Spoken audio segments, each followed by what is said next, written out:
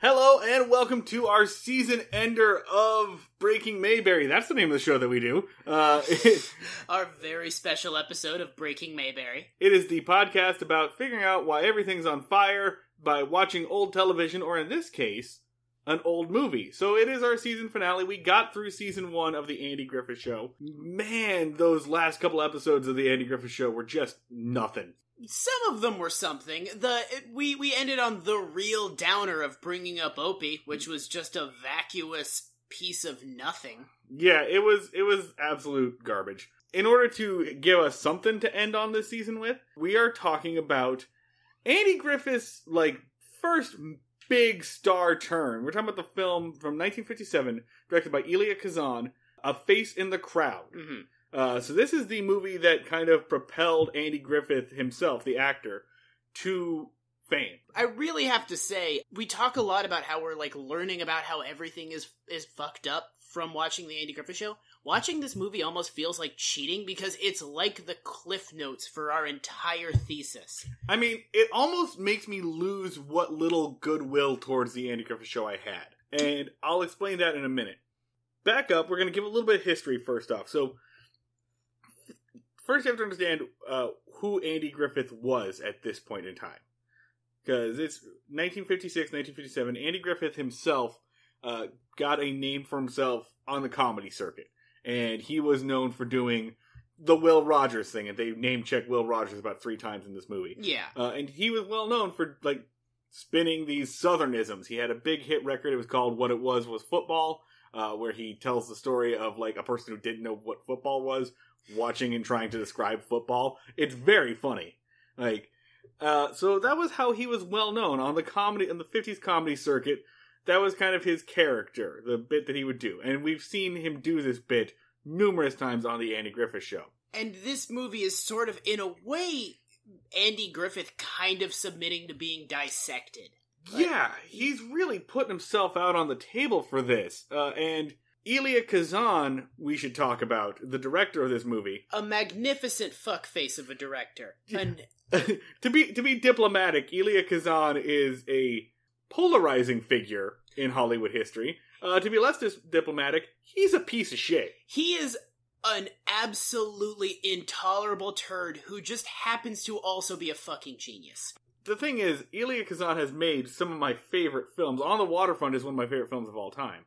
So by this point, he had a huge career too. He had won Oscars and 2 Pulitzers.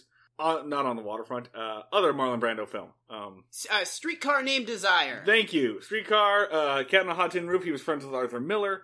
And most notably, so this is 1957. This is 3 or 4 years after Elia Kazan did the thing that he's most famous for, which is naming names. Being a goddamn snitch. He went to a couple of communist meetings. They didn't really like him that much, and they made him do actual work. So he quit in a huff, and then later, when the HUAC came along, he named names after a little bit of hand wringing. He came twice, right, in 1954. In January, where he did not name names, he pled the 5th, and then 4 months later, he kind of went ahead and sold out a bunch of his friends. Now, after briefly talking to his therapist was like, "Hey, you sure you want to do this?" And he was like, "Oh, you're right." Now, the thing about Elia Kazan that is interesting is that he definitely became a better filmmaker afterwards. Yeah, all of his movies after that were fantastic and kind of masterworks, but they were all a little bit self-aggrandizing. They were all a little autobiographical, especially On the Waterfront, one of my favorite films, which, while the moral implications of On the Waterfront are a little bit grayer, and Marlon Brando's character is quite clearly the hero in that film, it is also easily read as, like, snitching is good, the movie. In his case, he's snitching on the mob, right? He apparently, kept making movies years and years after this. Apparently, this was not an isolated thing he would just every now and then pop up in one of his own films and just be like, and another thing about how it's great that I snitched. He did this bad thing that he knew was bad and spent the remainder of his career trying to rewrite history. The rest of his life, and I've read passages of his autobiography. He's really just lacks any self-awareness. We're going to talk about this a little bit because it's clear throughout this movie. But the way that he writes it, he makes himself sound like an asshole, but it feels like he's writing in a way that he thinks he's the hero. Yeah. And it should be pointed out that before naming names, he was previously a dick. He cheated on his wife a lot, and he had, like, nothing but nasty things to say about people in his life, and he was just kind of a backstabbing fink through the entire thing. Now, to give a sense of his relationship with the Communist Party, he eventually left because he realized that if they were sleeping three to a bed, where would they fuck? Yeah. Like, that's an actual excerpt from his diary at the time. He described himself as too much of an elitist to be a communist. Yeah, and the way he also, like, dolled it up was through the rugged individualism. Like, if you're in a commune, you lose your rugged... it feels like he didn't understand what communism was to begin with. He was basically an anti-capitalist who tried out communism, didn't like communism, and then just was like, oh, well, I'll just sort of put together some sort of patchwork ideology rather than do any further reading. And if you watch the making of, the, like, documentary that came with A Face in the Crowd, which I swear we're going to get to in a minute, they do their best to, like, acquit him. It's him and Bud Schulberg, another writer, the writer of On the Waterfront, who also named names. Yeah. To the House Un-American Activities Committee. Both of them are really to the end of their days defending it. It's also a little disheartening to hear old Andy Griffith, the actor, the man, describe communism as another form of slavery. In his defense, in the context, it seems like he was saying that is what Elia Kazan thought it was. I mean, but it's said with a little bit of, like, old man agreeingness. I think... Agreement is the actual word to use there. There's a couple explanations for that, and one that just basically, like, in the back of everyone's head back then, there might as well have been, like, a gun slightly off stage just pointing at you. Like everyone, you had to talk shit on communism. I'm sure. Yeah, but yeah. I'm talking about a documentary made recently. But then again, like, the words communism and socialism mean very different things to you and I than they do to people who are generations above us. Yeah, no, the living in the shadow of the USSR did some stuff. Yeah, absolutely. By the way, we're going to mention a lot of this stuff. We're pulling from Karina Longworth's, You Must Remember This, episode 82. Her entire unit on the blacklist is pretty essential reading or listening. As we're going to be increasingly talking about McCarthyism. Yeah, it's very interesting. We've talked about Frank Tarloff. We've talked / David Adler on the show a couple of times. And we're now in the 1960s when the Andy Griffith Show airs. We are 15 years removed from... No, we're about 10 years removed from the height of McCarthyism. Yeah. But we're sort of like, we're within the scars of McCarthyism. Yeah, it's definitely still having its impact. I just want one hero from McCarthyism. Just one person that is involved in this podcast that I can like. Because I thought it was Frank Tarloff, who didn't name names. He's just a pus-filled sexist. And now we got this guy who did name names. But we don't get a Dalton Trumbo penned episode of the Andy Griffith Show, God unfortunately. Damn it. Let's actually get into the movie A Face in the Crowd. Yeah, so... This movie's good as hell. It's incredible. It's one of my... Not one of my favorite movies now, but I loved this movie so much. Especially having watched the Andy Griffith Show makes it 10,000 times better. Yeah, so this is, I think, Andy Griffith's his first, like, starring role. It's like his second or third film role, one of which was the adaptation of Make Room for Sergeants, which was the first time he worked with Don Knotts. Yeah. So he and Don Knotts had worked together prior to the Andy Griffith Show. So this is released in 1957, 4 years prior to the premiere of the Andy Griffith Show, and I want that, like, kept in mind, that this predates Andy Taylor and Mayberry. The story opens in basically, I think it'd be best described as like southern small town America. A Cool Hand Luke ass jail. None of the guys are in any sort of like prison garment for some reason, but they're all hanging out in a jail cell.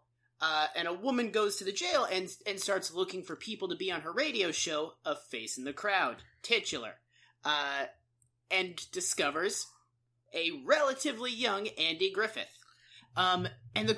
So basically, Andy Griffith is this drunk. He's this basically a hobo. He just wanders from place to place, playing his guitar, getting drunk so that he can sleep in jail cells, getting into all manner of relatively benign crimes, and it just sort of is a miscreant drifter. It's so interesting watching this jail scene in comparison to what like jail is in the Andy Griffith show. Yeah, because here you get the feeling that these are like not dangerous criminals, but you get the feeling that they're in there for drunken, disorderly conduct. Yeah, they're basically a group of Otises, but they're what Otis would look like in real life. It is Andy Griffith as Otis. It's so weird.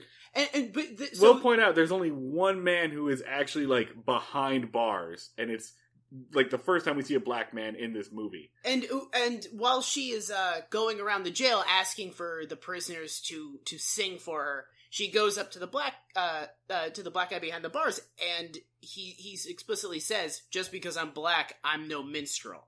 Right. Yeah. So they're immediately getting off a political tone.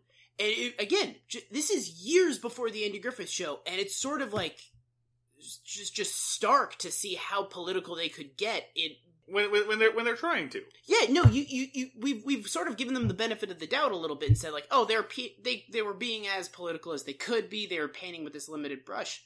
No, absolutely not. This is more of a choice than I initially gave it. Well, movies and TV are different. Exactly. Yeah. Like, movies did not nearly have the same reach that television did at that time. True. But it is sort of like a stark difference. Yeah. The thing that really, like, freaks me out is eventually after they wake Andy Griffith's character up, who is eventually named Lonesome Rhodes. Yeah, his name is Larry Rhodes, and they give him the cool nickname of Lonesome. And by the way, the woman's name is Marcia Jeffries, played by Patricia Neal.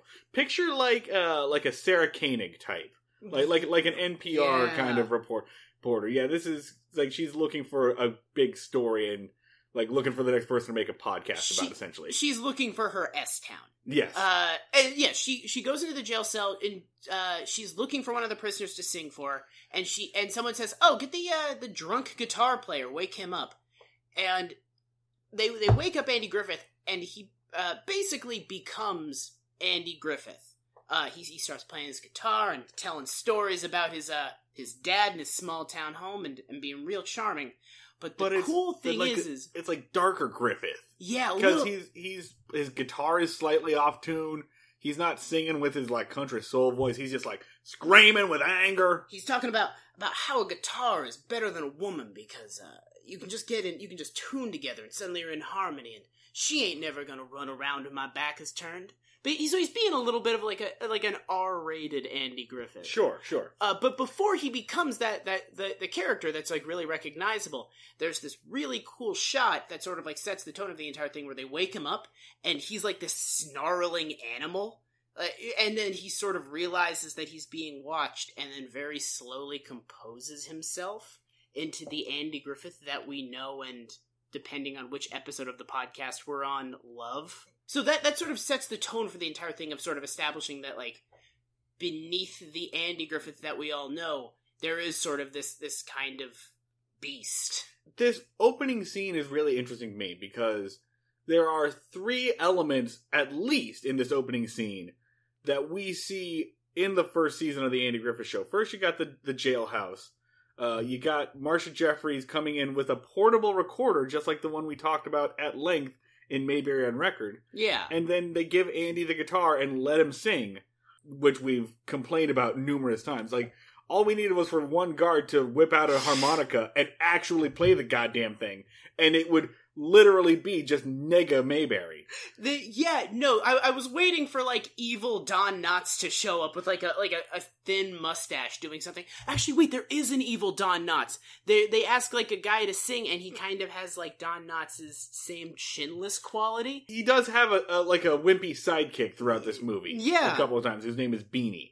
I think anytime Andy Griffith stands still for a prolonged period of time, a guy shaped like Don Knotts just kind of grows next to him. It's kind of like a Sorcerer's Apprentice kind of thing, and just the broomstick comes to life. Golly! There's like 15,000 Don Knotts clones just like wandering up to him every single day, be like, "Hey, you looking for a goofy sidekick?" Nah, I'm good. I'm still working on the last one, but check back in a little while. So he's released from jail, and as he's leaving, his voice that went out over the airwaves on this program, A Face in the Crowd, starts turning people's heads. They start getting calls to the radio station about it. It's very, "Oh brother, where art thou?" And people really want to hear more of this guy, Lonesome Rhodes. The radio producers get in a car and chase him down. They bring him to the radio, where he cultivates this personality of Larry Lonesome Rhodes, just an old-time folk from Arkansas, and he becomes basically like a radio DJ. He starts doing this move where he'll be like, they bring him on, and it's the deal is like, you tell a story, you play your guitar, minute's done. And he starts doing a thing of like, I'm gonna stop playing my guitar, and I'm gonna reference the fact that I'm on a TV show and say that I don't totally respect the rules of this program I am. Basically, he gets meta as sort of like a way of standing out. He talks about the show he's on. Early on, he mentions like, now my manager's giving me a 3-minute warning. Ain't that just the downside of having a job is people are always making you hurry. Like he's doing a postmodern Home Companion. Exactly. It's exactly what it is. It should also be mentioned that in the process of being on this radio show, he brings up his hometown of Riddle for the first time, which becomes sort of really important, especially in the context of what we talk about, because Riddle is where Lonesome Rhodes is from, and it's this small town, little quirky place where everyone's constantly drinking moonshine, but they got that small town wisdom, and they know things a little bit better than everyone else. And he'll constantly break out the goofy, drunken, backwoods wisdom of his hometown of Riddle as a way to sort of push an agenda. Yeah, while he's talking to Marcia during a bar, he casually reveals that Riddle is not a town that exists. It's never a place that he's been. It's a composite of various places he's been into a single concept of a town. So he's basically created Mayberry and using it to enforce his political agenda. In the very next scene, he starts using it to resolve personal beefs. Yeah. He is beaten up by the sheriff, who was holding him in the jail cell initially, strikes back by coming on to the radio program and talking about the town of Riddle, and how in Riddle, they choose sheriffs by the way they choose dog catchers.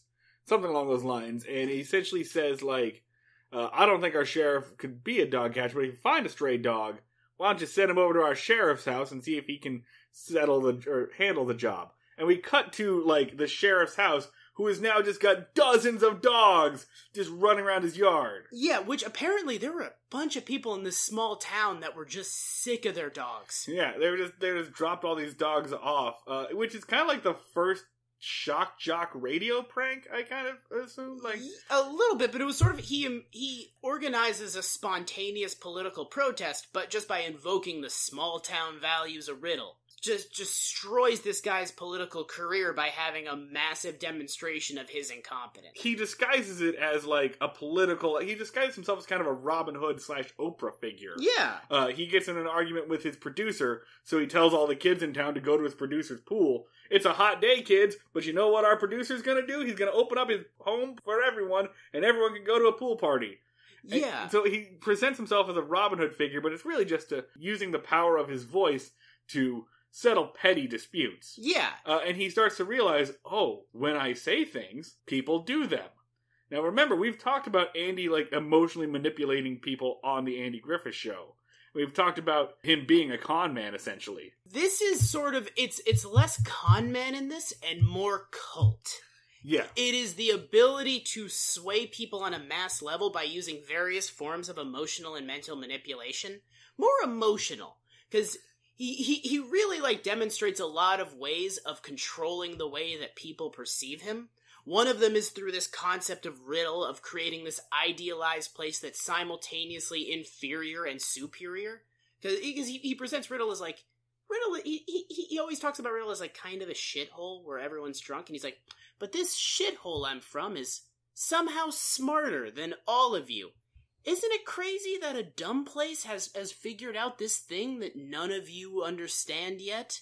And so he weaponizes the concept of, like, of basically Mayberry, of this dumb town. And he also, like, develops over the course of this, like, all these ways of controlling the way that he's perceived that are really reminiscent of people like Louis C.K. and, to a lesser extent, Donald Trump, more so George W. Bush. In the lead up to this, we hear a lot of people saying that this movie predicted the rise of Donald Trump, and in a way it kind of does, when he talks about, like, the power of vulgarity and stuff, and, like, real simple. But more than anything, I got a George W. Bush vibe off of it.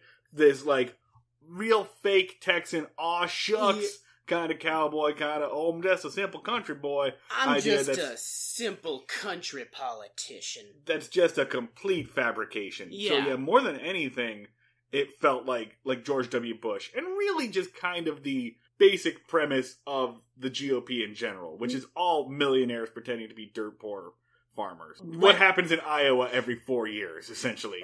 Exactly, yeah. Just like the cowboy hat belt buckle strut. Just to basically weaponize the myth of small-town America. So after the pool party stunt, he gets a call from a television station in Memphis to move him on there. And he even declines a paycheck for the first couple of weeks, just to, like, appeal to his audience and keep that, like, small-town aw shucks thing going. Yeah. So he goes to Memphis, and he brings his show on the road, essentially. And he gets a sponsor, and he does, like, a big Norm Macdonald thing of roasting the sponsor on the air. It's really funny because, like, that's exactly how you can sell shit these days. Advertisers don't even understand yet that nothing will make us buy your product faster than just having, like, a podcast host roast you. Yeah. Like, or maybe they do. That's why, that's why everyone is sponsored by Blue Apron and Casper mattresses. We're not. Blue Apron, those fuck faces with their shitty ass food. ZipRecruiter. They'll get you jobs or shit. I don't know. ZipRecruiter. They don't work. It doesn't. No one's getting jobs through ZipRecruiter. Those ads are lies. I think the reverse psychology is working. We're going to get sponsorship deals any day. Any day now. Any day. But this is what he does. He, like, makes fun of his sponsor, which is like a mattress king, on the air. He does a big show of it. He goes to read the sheet, and he's like, okay, I got the ad right here that they're making me read. Oh, no. Those are the horses I was going to bet on later. Ignore those. All right. Here is the words that they want me to read. These words are stupid, and I'm not going to read them anymore. Like, he does a big whole, like ripping up the list and, like, making a big show of how he's not going to read the words. He sings his song, Free Man in the Morning. It's got a call and response thing, which in this context feels very cultish. Lots of songs have calls and responses. Lots of singers will just stop and let the crowd sing stuff. But they kind of pick the sponsor really well, because the sponsor is a mattress depot. He comes down real hard anti-mattress, and he's like, you could just sleep on the floor, you idiots. You could sleep wherever. You don't need a good mattress, which is, like, kind of a beautifully arbitrary fight to pick. They picked the most benign sponsor early on for him to go toe-to-toe with. Or when the mattress company drops him as a sponsor, people throw a shit fit. They have a shot of, like, people rioting in the streets, burning their damn mattresses in the trash can. Just like people smashed their damn coffee pots when Keurig's pulled their sponsor of Sean Hannity. Yeah. It's exactly that. But I want to laugh and be like, oh, it's insane that people would throw physical riots over the cancellation of a TV show. Absolutely not. No, completely plausible. We will burn shit to the ground over the cancellation of a children's show. We're there, baby. It kind of is, again, like, really predictive. It's presenting it as, like, this insane, crazy scenario that fans would become physically violent. And they would get angry over, like, sponsorship of their, like, small-town god that gives them these opinions of wisdom. And if this isn't reminiscent of today enough, let's see where Lonesome goes after this. Let's see where his next grift is. So the scene after this is so buck fucking wild. It takes at first it's like kind of like Coen Brothers-y to show up until this point. I think like that's a fair sure. Yeah. It goes abruptly Lynchian with a touch of Rocky Horror Picture Show. It gets so fucking weird, so out of left field, and then kind of goes back to being a normal movie. This film was clearly very influential on a lot of people. Yeah. It introduces the pill of Vitajex, which they introduce in a boardroom meeting with a chemist saying, alright, so the pill is like the smallest amount of caffeine and then sugar and a bunch of chemicals that don't really do anything good. And they're like trace amounts of aspirin. Yeah. So to be clear, these are placebos. Yeah, 100% placebos. And they're like, so what's your point? And they're like, alright, so these won't kill you, but these literally don't do anything. And they bring on Lonesome Rhodes as like a consultant to help them fix their brand as a new spokesman. We should mention that by this point, Lonesome has got basically an agent called Joey De Palma, who, if this were a Coen Brothers film, this would definitely be the John Turturro role. 100%. Yeah, so Joey De Palma books him an appointment with these Vitajex people to be kind of the new spokesperson, I guess? Fun thing, this character was actually how we invented John Turturro. We wrote this character, and John Turturro just popped out of the ether, fully formed. Joey De Palma gets him the boardroom meeting. John Turturro gets him the boardroom meeting. And so Lonesome comes in and just does a fucking Tex Avery Wolf style thing. He takes a Vitajex and then pretends to be horny as fuck. His whole pitch is the pills are pink. They shouldn't be pink because that makes them look sickly and unappealing. What they should be is yellow, the color of the sun. And then he goes from there and he's like, you get some sun in you, and a man gets all horny and virile and sexually aggressive. And then he takes one, he's like, oh, and I get that Vitajex in me. And then he charges at one of the secretaries, and she runs out of the room shrieking. Like, actual fear. And then he charges at another secretary who also runs out of the room shrieking. And everyone there is just kind of laughing, including Marcia, the producer, who has been along with him this entire time. Yeah. Because you clear that up. Marcia, the woman who discovered him, has stayed with him this entire time. We're moving pretty fast. I feel like we should go back and establish that he has been sleeping with prostitutes this entire thing. Oh, yeah. You're probably getting a good sense of the kind of person we're dealing with here. Yeah. In a, like, Mad Men style pitch, just takes over this account, essentially. Yeah. And, again, they're placebo pills that are sold on, like, how masculine and how much they boost your testosterone. It's gorilla mindset bullshit. It's Ben Shapiro, Alex Jones, Mike Cernovich bullshit that is just, like, it's still there. Yeah. It's the ultimate right-wing grift. Do you think that this has been happening the entire way through and we are only recently super aware of it? Or do you think that, like, this movie was just incredibly predictive? I mean, grifters are gonna grift. Yeah. Man. There have been grifters throughout the centuries. And this one just, like, suddenly points out that television exists. Yeah. This is in the early days of television, and they realize, oh, television reaches the masses. You have to realize how fast TV is growing at this rate. In 1952, in the early 1950s, 1951, 1952, roughly 9% of American households had a television set. Yeah. By the time the Andy Griffith Show premieres in 1960, 90%. Yeah. The rise of television, the ubiquity of television was just so rapid, and people were being trained to, like, assess media images, but only for red scares. Like, assess them essentially for Americanism. By the time this movie's made, is what, 1950, released in 1957, probably being filmed around 1956. Mm-hmm. So American TV ownership has probably just crossed the 50% line. Yeah. Suddenly, the majority of the airwaves are dominated by television, suddenly you can reach the majority of America with one voice at one time. And remember, Andy became so fucking ubiquitous during the 60s. So that's part of what's happening in this scene. And I feel like throughout the whole thing, Lonesome Rhodes kind of represents television. Because there is sort of this thing of there's a bunch of wealthy men sitting in boardrooms just with Lonesome Rhodes and also TV just sort of saying, like, there's this thing, it's new, it's incredibly powerful, none of us understand how to use it, but we know that we need it because it's going to make us $1 million instantaneously. So it is sort of like, it is really showing capitalism's weird, confusing relationship with new media. Paddock Chayefsky and Sidney Lumet take on the same themes 20 years later in Network, with very similar kinds of characters. In that case, it's a man losing his mind on the air. I just felt like this would be the time to drop in that I have in fact seen Network. In case we get an email like, have you seen Network? We have seen Network, don't add us. Yeah. So it really is this like uncorking of a bottle of like up until this point, Lonesome Rhodes has been sort of you're not sure whether or not he's a good guy or a bad guy.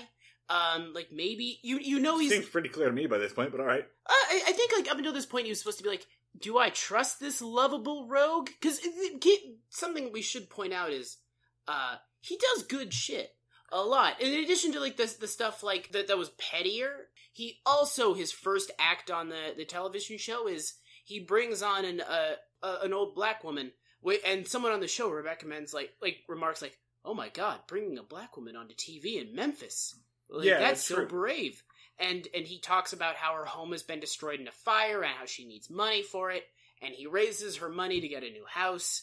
When he's on the radio station, he talks about how much harder women have it and how they're unappreciated by the men in their lives, and he sort of espouses like some basic, like, sort of proto-feminist ideas. So he's not. He does like a Jerry Lewis telethon kind of thing at some point when he's like at the height of his Vitajack stuff. Yeah, he raises. He paints himself as like an Oprah. Like it sort of gives the sense of like, okay, he's kind of a scumbag, but maybe he's a good scumbag. Maybe he's like a lovable rogue with a heart of gold. Yeah, maybe. And then Vitajex comes along, and it's sort of like the whole thing just stops. The Vitajex sequence is so weird and bizarre. Yeah.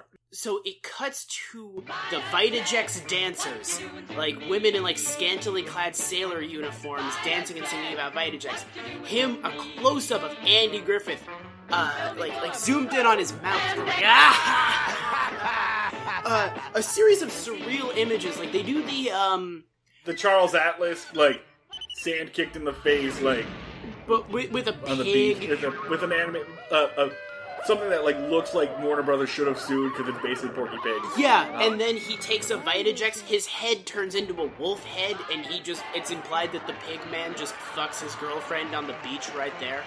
And then it cuts to one of the weirdest scenes of the entire movie, and one of the weirdest scenes I've seen in recent memory, of a woman on a bed going like, take Vitajex, like Lonesome Rhodes does, and then points to her industrial-sized bottle of Vitajex, which is the size of 2 lamps duct taped together. There's also, like, she keeps talking like her mouth is moving, but, like, an announcer's voice is like, covering up whatever she's saying.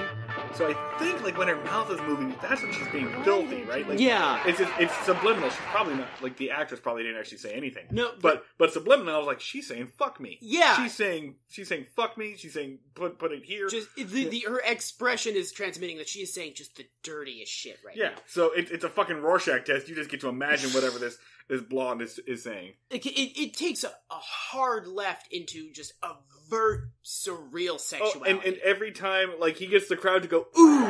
Yeah! Ooh! Ooh! And every time there's an ooh, like an orgasmic ooh, the, like, Vitajex share stock, like, jumps up. And there's a thermometer going up to symbolize the boost in vitality that you get from Vitajex. There's a lot of so much boner symbolism. There's a lot of innuendo there. It's not real subtle. So that's, and at that point, right, we get into this weird montage of people just being like, suddenly Lonesome Rhodes becomes a household name, and they start giving him weird shit. Like, I understand, like, alright, he gets an apartment, he gets a penthouse, that's fine, whatever. They name a fucking ship after him? They name a mountain after him.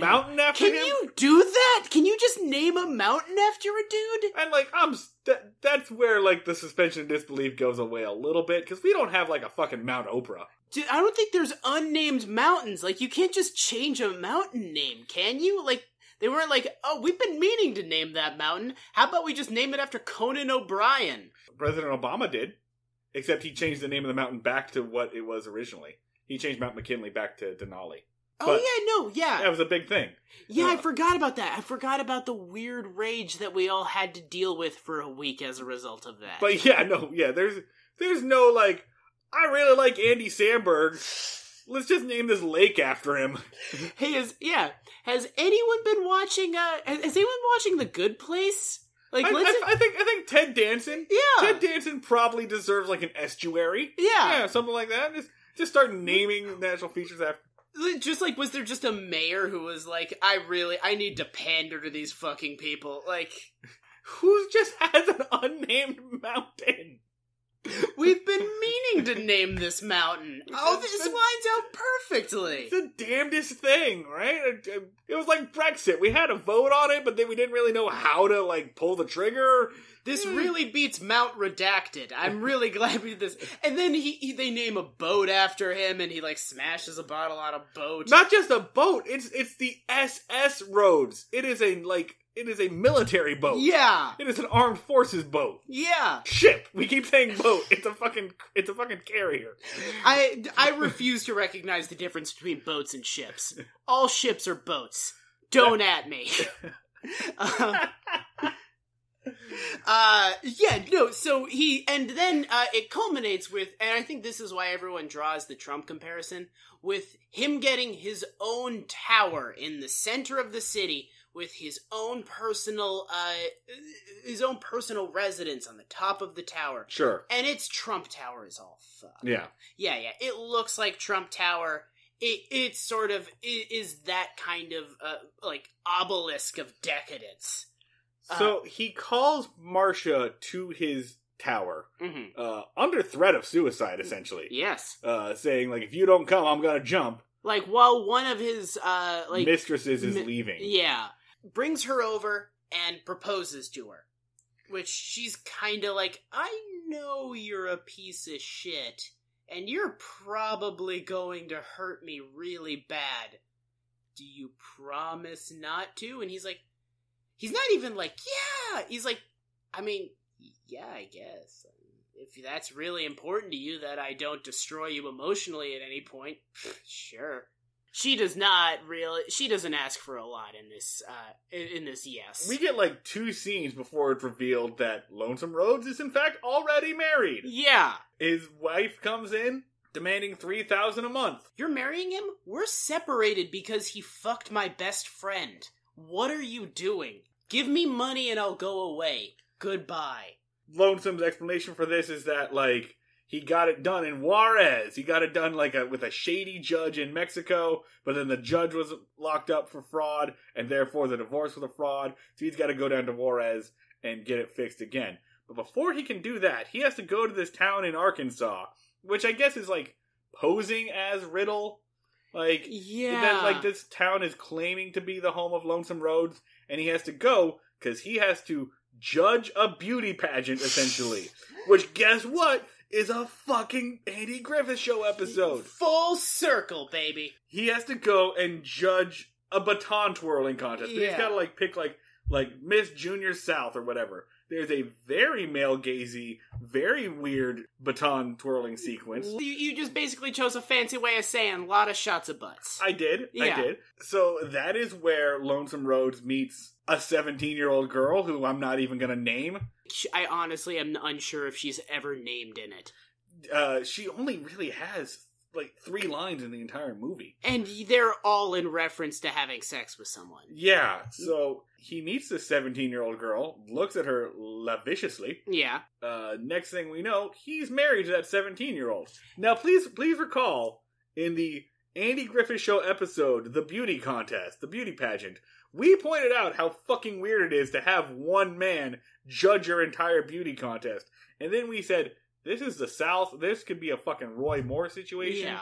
If he wanted to, he could just be like, well, your daughter won the pageant, and now I'm taking her home with me. And that's exactly what happens in this movie! Can you fucking imagine if, like, Woody Harrelson rolled into a small town, judged a beauty pageant, and then just grabbed one of the contestants and was fucking off? Like, that would be in the news for months. I'm glad you chose Woody Harrelson, because I'm thinking about it. I'm like, yeah, alright, I can see what that being a Woody Harrelson thing. You were basically completely vindicated by this movie. That, like, yeah, no, that was what was totally going on in that episode, and there was some weird child bride bullshit happening. Holy shit. So he goes down to Juarez to get the divorce, but he comes back from Juarez married to a 17-year-old. Marcia is absolutely destroyed by this. Completely despondent. Basically just really cementing his status as a grade A piece of shit. But he still wants to be able to, like, manipulate Marcia, and he does. He basically says, like, I was afraid to marry you, I'm not good enough for you. So, feeds her a load of horse shit. And this sort of brings up one of the styles of manipulation that this really points out. Selectively calling yourself a piece of shit. Calling yourself a piece of shit as a form of control. Because throughout the entire thing, Lonesome Rhodes, both on and off air, will point out that he's a drunk, that he's a gambler, that he's a womanizer, that he's stupid. He'll never claim that he's smart or better than you in any way. And is sort of controlling your criticism of him. By constantly showing his belly in very specific ways, he's controlling the ways in which you can criticize him, and basically making them completely inept. Because if you go up to Lonesome Rhodes and say, you're a piece of shit alcoholic, he'll be like, well, yeah, I got a 3-minute anecdote about that on my most recent episode. It's reminiscent of Louis C.K., and how that grift that he ran for so long of like, hey everybody, I'm a piece of shit. Let me tell you about what a piece of shit I am. And Gonna make some weird fat jokes, even though Louis C.K. isn't really that fat. I don't think he was ever fat enough to make those fat jokes, whatever. Yeah. No, just mildly like Uncle Chubby. Just sliding that in there. Yeah. I've always felt that way. One, you're sort of endeared by it because you're like, oh, look at him, he's exposing himself to me. He's like showing his vulnerability. And also you because he's told you that he's a piece of shit in a very specific way, you don't ask any further questions about, like, what other ways he might be a piece of shit. Please consider that this is, like, coming from a director who is known to be autobiographical in his characters and wants to control the way that people, like, history remembers him, and is incredibly bad at it. Everyone in this movie is telling on themselves so bad. So much. Andy Griffith is revealing that his whole shtick is sort of bullshit, and he is basically... Kazan is just nuking himself. Just like Lonesome Rhodes was in a position where he was the master and, like, everyone knew his name and was big on him, that's the position that Kazan was in the 50s. He was the Steven Spielberg of his time. Yeah. He had that much clout. So he knows exactly what it's like to be in that position. He also knows what it's like to be in the position of somebody who, like, discovered and created big stars. That was his thing. He knows what it's like to be in Marion Jeffries' position as well. Remember, not only did he discover Andy Griffith, Elia Kazan also gave us Marlon Brando, James Dean, Warren Beatty. Like, he was a star maker at this point. Yeah. So it's a very, very interesting. Everyone's telling on themselves. And I think, so move on to the next thing of, Lonesome Rhodes gets political. Yeah. Which is, like, just again, further drawing the straight line between the Andy Griffith Show and modern day. I mean, not only does Lonesome Rhodes get political, he's brought into politics by, like, a marketing man, the colonel, essentially. The general, who points out that, like, it's not enough to just be a personality. You could be an influencer. Yeah. And that's a term we hear a lot these days, right? A media influencer. Ben Shapiro is an influencer.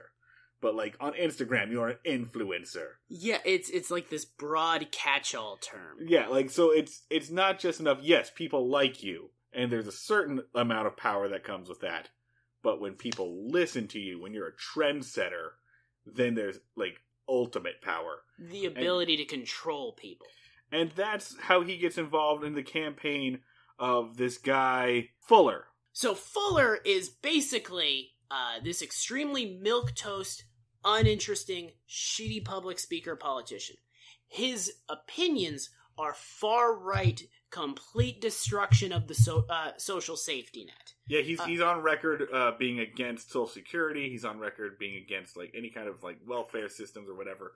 So extreme conservative. Talks about like the whole that whole line of like, oh, it's patronizing and everyone wants a handout and what happened to pulling yourself up by your bootstraps. But he can't get the message out because no one wants to listen to this like rich dude tell them that he's going to take away all of their security. Yeah, he's like rich and prissy in every single way. Yeah.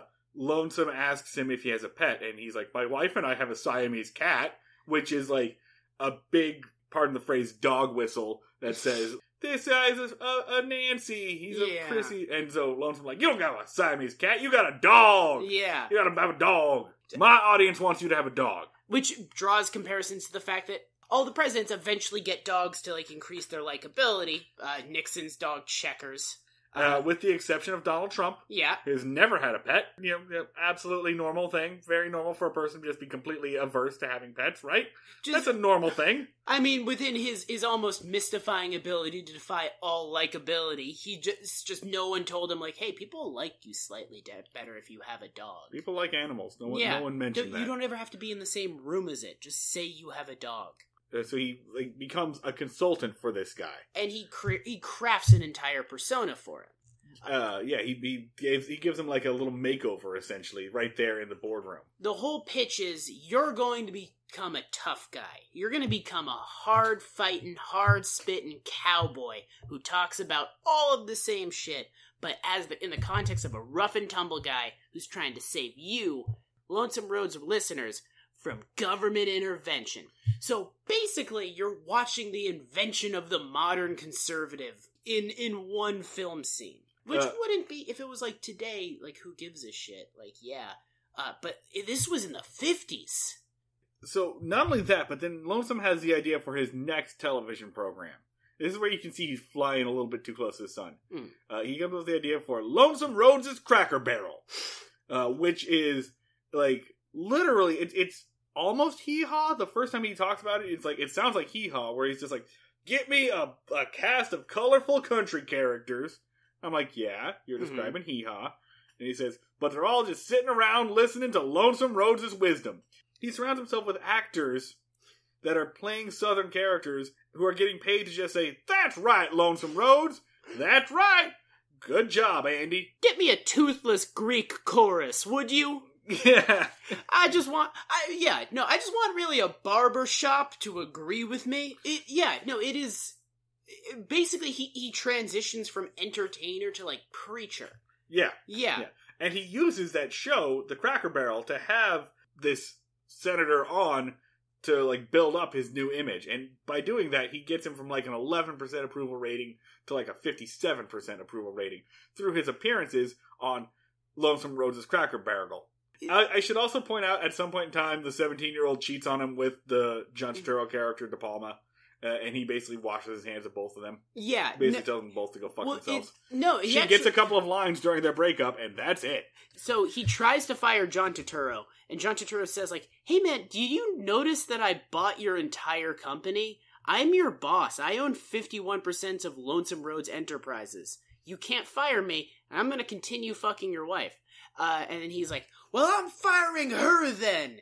And she's like, why? And he's like, because you cheated on me, man. And she's like, what? You cheat on me all the time. Yeah. You cheat on her constantly. Yeah. And so he puts her on a train back to bullshit Riddle. That's it. We don't see her for the rest of the movie. Yeah, we don't really see him for the rest of the movie. We just know that basically he won. We see him once. We see the De Palma one more time at the very end. Right. Yeah. This sort of, like, leads into, like, like a prolonged period of just showing his excess. Like, he's starting to go crazy. He's completely isolated. He's alienated Marcia. He's starting to like, lash out at his crew, like, really womanize and just become, like, this completely abhorrent piece of shit.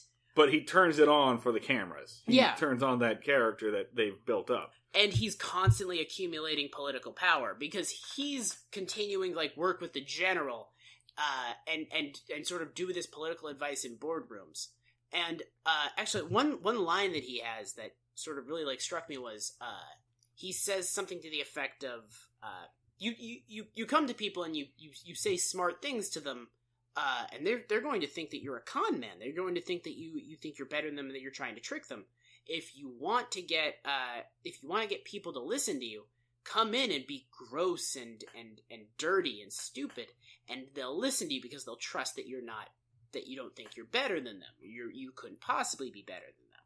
And he sort of espouses the power of vulgarity, that, like, when you debase yourself, it's a way of sort of making yourself more trustworthy. So he really, like, espouses this ideology that I think, like, I know we say more George Bush, but there is a lot That's of, like, where the Trump comparison comes in. Yeah, where it's sort of like the power of vulgarity. Sure. Is really, like, of just saying gross shit and not trying to, like, dress it up. So after a certain point, like, they're talking about making a whole new cabinet position for Lonesome. Yeah. If this guy gets elected.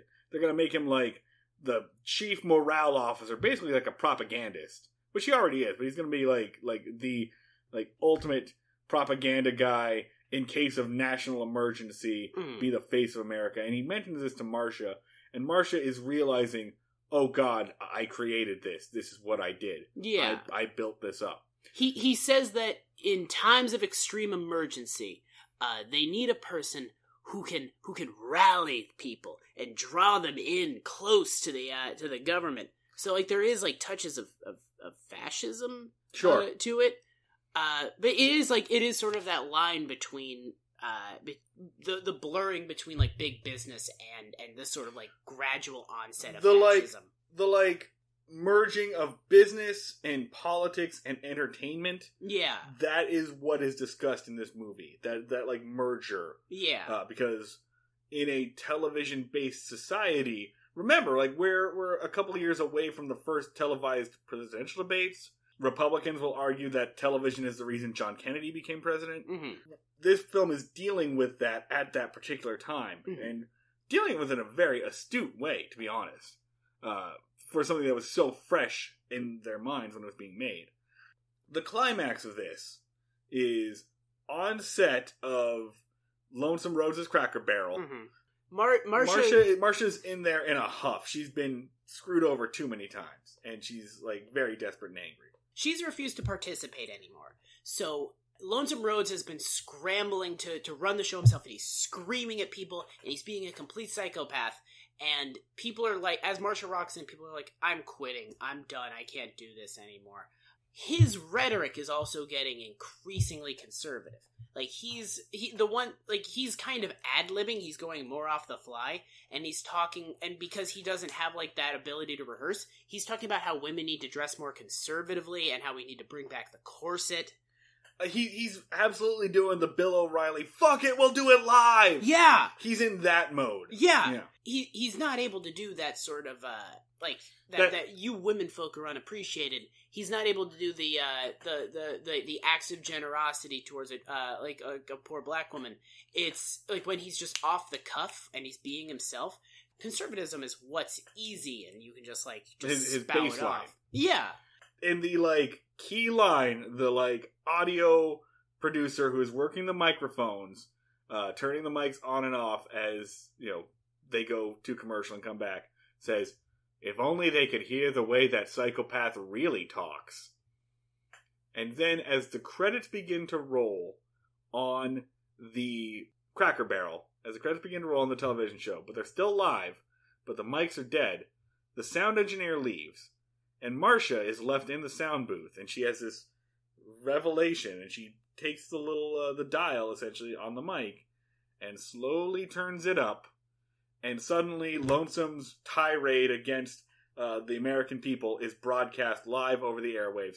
And then he comes down hard against just all of his voters, basically calling them slack-jawed yokels. He calls them idiots, he says they're guinea pigs, says that they're like trained seals and he can get them to do anything, and you're watching clips of people watch this, and it's like a group of old women, and remember that was his first like audience. Yeah. He got like popular with the Aunt Bees of the world. And then it's like a clip of a bunch of Teamsters in a bar, a bunch of like construction workers in overalls watching the TV afterwards. And they start calling the television station. They get real pissed. They get mad. It's a Batman Returns situation. And hey, guess what? By the way, this is the one thing that they predicted incorrectly, because turns out you can get someone on tape saying something horrible and it won't matter. Well, alright, so counterpoint, I mean, where we're at right now, there's been a lot of stories about Donald Trump's like disdain for his voting base and how much he hates them. Washington Post just did a story basically about he constantly talks shit on Jeff Sessions because he thinks the Southern accent is stupid. He resents no longer being considered an elite. He hates that he's surrounded by these non-elites. He's no longer amongst New Yorkers. And the idea is like, when eventually these people have to figure out that he hates their guts, right? So I don't think that's been proven wrong, but I think there is the idea of like, eventually people are going to figure out that this person hates them. Some people think that's like the silver bullet that's going to kill Trump. Definitely didn't kill Bush, so. I mean, if anything, it was going to be the pussy tape, the Access Hollywood tape, and that didn't do it, so. Well, I don't think that this is really comparable, because it's talking shit on someone that they already don't respect. I think it's more that he talks shit on them. Okay. And he talks shit on poor people, specifically. Yeah. He talks... They were his base. Yeah. So Lonesome Rhodes has no idea that this is happening. He has no idea that this happened. And there's a very great sequence where he, like, leaves the studio and he's on his way to a big, important meeting. He's having a big banquet with all the fundraisers for the political action that he's going to do. Mm-hmm. And he gets in the elevator, and there's this sequence of him going down. You watch the numbers just drop on the elevator. Ding, ding, ding. Cut against people calling. The switchboard operators are just like going nuts at the studio. Ding, ding, ding. The numbers keep getting lower and lower and lower. By the time he's at the bottom, he doesn't even know it yet, but he's basically been fired. This is where we see De Palma again. They give one phone call to Joey De Palma. The sponsors are pulling out, and we see De Palma at a restaurant with another guy who's like, hey, I got your next Lonesome Rhodes right here. So De Palma's already got a replacement in the wings. Yeah. Lonesome Rhodes has no idea. He doesn't know until he gets back to his penthouse, where he's supposed to be having a giant banquet, and nobody comes. Yeah. The only people there are the waitstaff, which are all black men in suits, who he, like, begs them to love him, but then also turns around and calls them monkeys. By the way, want to point out, there are more black people and more black people with lines in this movie than there are in the entirety of the Andy Griffith show. Yeah. Just gotta say it. What he's like also doing is, earlier they've established that they're trying to automate audience participation. They basically, in one scene, invent the laugh track of like, look, I can press a button and they'll laugh, or they'll go, ooh, or they'll do a light chuckle. So we can just completely automate audience participation. No one will ever know the difference. So when he calls Marcia over and basically says something to the effect of, if you don't come over, I'm going to kill myself again. Marcia does say, jump. Fucking do it. Yeah. Go ahead and jump. And her friend, another writer, Walter Matthau, who we've managed to go this entire time without mentioning. Walter Matthau's in this movie. Walter Matthau does nothing in this movie. He just kind of hangs out. He's like, I'm commenting on the thing that's happening. He's the Hornbeck of this movie. He's just like the smart-ass reporter that hangs out in the back. And he smokes next to the thing that's happening and just kind of goes like, I have feelings based off of this. Yeah. So Walter Matthau is in this movie, and Walter Matthau basically is like, I don't believe you. You're gonna go there. You're gonna go to that apartment, so why don't I just go with you? Yeah. So the two of them go to the apartment together, and that's where they find Lonesome Rhodes in the middle of a full breakdown. He's basically doing a political rally at a laugh track. Yeah. He's rallying people to, like, support of the government, again, just to this applause that he's, like, making happen on the machine. His little skinny sidekick Beanie is clicking the machine on and off for him, because Beanie, who is an idiot, is the only person still standing with him. Yeah. In true Barney Fife fashion. Absolutely. Yeah. Get yourself a Barney Fife. Someone who'll stand by you through thick and thin. Get a man who looks at you like Barney looks at Andy. And then, basically, she reveals that she did it, that she's the one that betrayed him. She storms out, and he sort of yells like, I'll be back on top! There'll just be a cooling off period! And this is where Walter Matthau gets his one scene. Finally shows up. Yeah. And he basically does the thing of, like, you will be back. Eventually, people are going to forget what you said because people forget. And then someone's going to decide that they're going to give you another shot.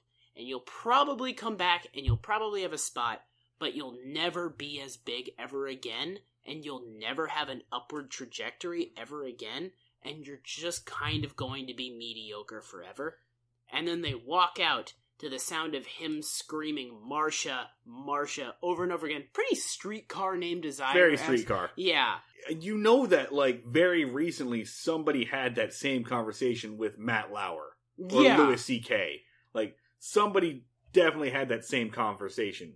Maybe Harvey Weinstein, probably not. They always come back. I think, like, this has been a week of just kind of proving they always come back. Yeah. It's, you think that that this is finally the thing that'll, like, put him in the ground, but no, like, that zombie always climbs back out. So yeah, the last shot is Walter Matthau and Marsha leaving, and it's like over, I guess it's Times Square, but it's just a Coca-Cola sign flashing while he screams, Marsha, Marsha. That's a face in the crowd. That's a quick summary of a face in the crowd. We left off a bunch of stuff. I feel like we should talk about why we're talking about it, other than just like, Andy Griffith is in it. Yeah, so what I said earlier was that this has made me lose a lot of the, like, plausible deniability that I used to give Andy Griffith and the crew from Mayberry. They sold America Mayberry. Yeah. They sold America on Mayberry hardcore. They made them believe in this, like, small town tradition. If you hear me earlier on in this season, I'm saying stuff like it was inadvertent. I think they were trying to just be a little bit of escapism, and then without realizing it, the escapism became flat out denial. Watching this film has made me go, he knew exactly what he was doing. There's no way you can make a movie like this and not know exactly what you're doing. But the thing is, right, Chuck Klosterman has this point in one of his essays where he talks about John Cusack and how all women of a certain age are in love with John Cusack, but they think that John Cusack is Lloyd Dobler. Yeah. Like, for them, John Cusack is Lloyd Dobler in Say Anything, and all other roles are just Cusack acting. But in real life, he's that guy. Mm-hmm. For people who are fans of the Andy Griffith Show, Andy Griffith and Andy Taylor are indistinguishable from one another. And Andy Griffith himself has even said, like, I think Andy Taylor's kind of the best part of me. Yeah. Again, because he was selling that. If you think about it in those terms, probably, like, Andy Taylor is the good side, but, like, Lonesome Rhodes is the dark side, kind of like a Two-Face, like a Harvey Dent kind of situation. But he knew exactly what he was doing. Yeah. He knew precisely what he was doing. He was in a movie that laid out, if you adopt this small-town aw shucks persona, you can basically trick people and control people and get them to buy into that, and you can make a lot of money doing so. And then Andy Griffith did a show that did that. For 8 years! Yes! He watched the movie and he was like, oh, that's a pretty good point. I could do that. So now, not only do I think Andy Taylor, the character, is a con man, I think Andy Griffith was a goddamn con man. Matlock was a role that he played, right? Yeah. The old man and waitress was a role that he played. Lonesome Rhodes was a role that he played. Andy Griffith was Andy Taylor. That's, to fans of this show, they are one and the same. I mean, it has to be so seductive to just take on this, like, persona. Like, Andy Taylor is a powerful figure for the very reason that makes him, like, fucked up. Like, this sort of, like, this down home, simultaneously simple but superior mega dad, and to have everyone look at you as just like America's dad has got to be like kind of akin to being a rock star. I mean, we do this with all celebrities, right? Yeah. Like, you have an idea in your head of what Tom Hanks is like. Yeah. He's America's dad. Yeah.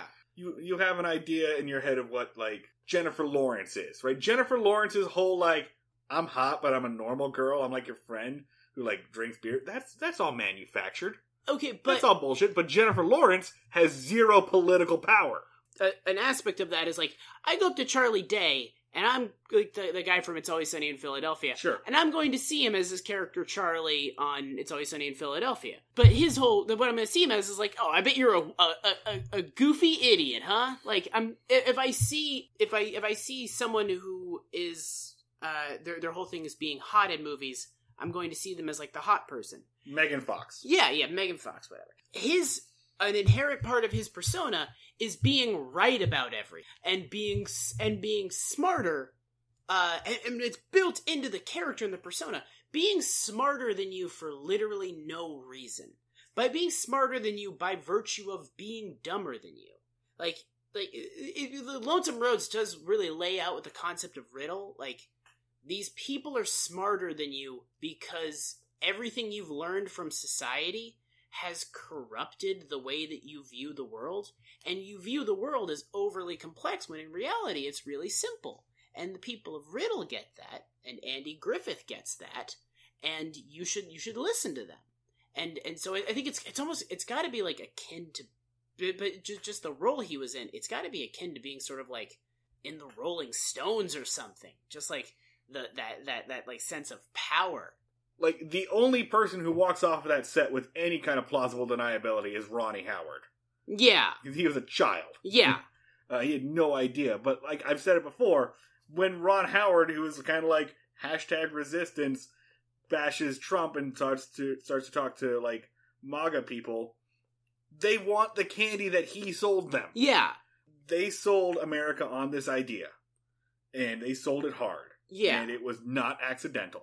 Giving the benefit of the doubt, I think the, like, political force that the Mayberry ideal became, that's probably accidental. Yeah. Andy Griffith himself was, much like Elia Kazan, like, concerned with social issues, but not all the way to the left of communism. Yeah. Andy Griffith was a, like, Barack Obama Democrat. Yeah. In fact, maybe we'll do that for the Obama campaign. Andy and Ron Howard appeared together one last time in character. What? To stump for Obama. Yes. I need to watch that. Yeah, I'm sure it's on the world. It's out there on the web somewhere. Holy shit. Yeah. But yeah, no, I think this does sort of, it feels like watching this movie felt like peering behind the curtain of the Andy Griffith Show, and like this entire time we've been doing this, we've had suspicions over like the way that this worked, and then there's just a movie going like, yeah, all the worst ways you viewed this. That's right. Yeah. Yeah. We're absolutely vindicated. Show over. Bye. Yeah. Crap. Yeah, we should have done this last. Yeah. I mean, I think we're going to be very surprised by the depths of shit that they're able to get into once Gomer Pyle finally arrives. Because they're going to get into a whole nother level of simple people are smarter than you. I think that wraps it up for us. Yeah. That wraps it up for us. You should definitely go to your, like, local library. I guess not a video store because they don't exist anymore. You should watch A Face in the Crowd. Oh, hey, can we do Andy meters for this? Oh, can we do ratings? Okay. Andy meter. A 10. It's a fucking 10. It's great. It rules. It's an awesome movie. I don't know why it's not more famous. It wasn't really like a critical success when it came out, or a commercial success. Yeah, no, it was actually kind of critically panned. But like upon reevaluation, it became more and more famous, and it's in the National Registry of like important films. Yeah. But yeah, so 10 Andys, also 10 Fifes. Yeah. 10 Fifes, but I feel like it's sort of like it feels like a Deep Throat situation. Like I'm kind of thankful to it in that it feels like an episode of the Andy Griffith Show is like having me meet it in a parking lot to be like, hey, everything you think about this show is accurate. Yeah. I'm thankful to this in terms of its moral reprehensibility. It's a good 10 on the FIFO-meter. Yeah, it's a solid 10. Yeah. All right, so that's it for us for the season. Yeah. We're gonna be back, I'm gonna say October. Yeah. We're gonna take some time to, get our shit together. Yeah. Dan, talk about some of the stuff we're going to be doing for our Patreon subscribers, though. So for our Patreon subscribers, we are starting to take requests. A Patreon subscriber, Ingrid, has picked our first feature, which is The Littlest Hobo, which is a little known... Is it The Littlest Hobo? It's called The Littlest Hobo. It is? Okay. I literally just, it's such a weird name that I psyched myself out for a second. It's The Littlest Hobo. It's the story of a dog that wanders from town to town from what I can understand, solving mysteries. Yeah, it's like a Lassie meets like Incredible Hulk kind of situation. And we're watching one particular episode where he is chased by a scientist that thinks that it's some sort of new form of super dog. Similar to, I think, the way that we're going to try to understand America through the Andy Griffith Show, we're going to try to understand Canada through The Littlest Hobo. And I cannot emphasize this enough. I'm going to draw all of my conclusions about this country from this TV show forever. This is my new north on the compass for what is Canada. So that's what we're going to be working on. We'll put out like some extra content. Don't forget about us. Yeah. We'll have some stuff over the next month, but from now on until then, please go back, share all the past episodes with your friends. This is a good time to get caught up. Yeah. And a good time to send us your thoughts and your feelings and your Andy Griffith theme song covers. Please. Yeah, so you can get at us. We are on the internet. BreakingMayberry@gmail.com is the email. On Twitter, we are @BreakMayberry. On Twitter, I am @SchneidRemarks. I'm @TheLuds. Before we close out the season, thank you everyone for just listening to us. I can't believe that you guys are like willing to listen to us ramble about this, and I'm so thankful that you enjoy us. And this is one of the most fun things I've ever done in my entire life, and I'm really grateful that there are people who enjoy it. In the meantime, please share us with your friends and give us those ratings and reviews. Let us still have your attention while we're away. Please. If you don't look at me, I'll die. I guess in a little while, we'll see you down at the fishing hole. Yeah, I'll come back now. Stand on the corner, people rush by me, shy ones and sly ones, the humble, the proud. Baby, how long must I go on looking for a face in the crowd? Walk through the city, crowded old city, thousands of faces, the quiet, the loud. Baby, how long must I go on looking for a face in the crowd? I wish I could do a Turturro impression. Just do it. Try. None. You're so close. Nobody fucking with the Jesus. Yeah, you know what? Yeah. You might edit that out, but I've heard worse.